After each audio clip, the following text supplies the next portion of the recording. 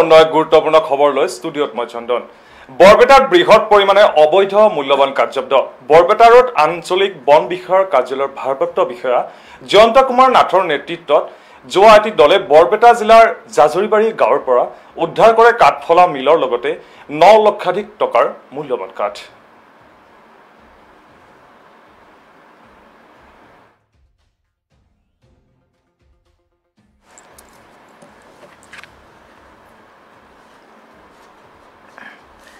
বৰপেটাত জব্দ হৈছে বৃহৎ পৰিমাণৰ অবৈধ মূল্যৱান কাঠ।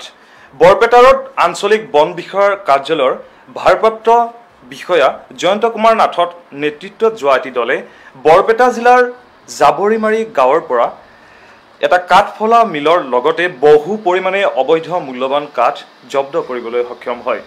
উল্লেখ্য যে উদ্ধাৰ কৰা অবৈধ কাঠখিনিৰ বজাৰ মূল্য প্ৰায় 9 লক্ষাধিক টকা। বন বিভাগৰ কৰ্মীসকলে ঘটনাস্থলীত উপস্থিত হোৱাৰ পূৰ্বেই বন মাফিয়াসকলে খবৰ পাই উক্ত স্থানৰ পৰা পলায়ন কৰে। বন বিষয়া জয়ন্ত কুমাৰ নাথে সংবাদ মাধ্যমক জানিবলৈ দিয়ে যে পৰৱৰ্তী সময়তো এনে অতৰ্কিতে চলোৱা অভিযান অব্যাহত থাকিব।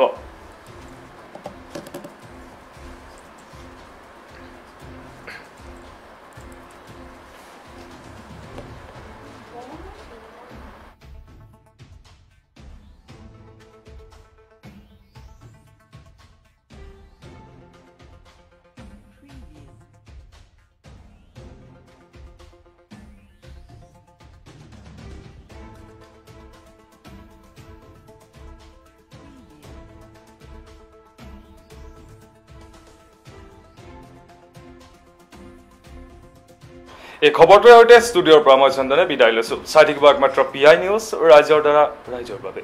ধন্যবাদ।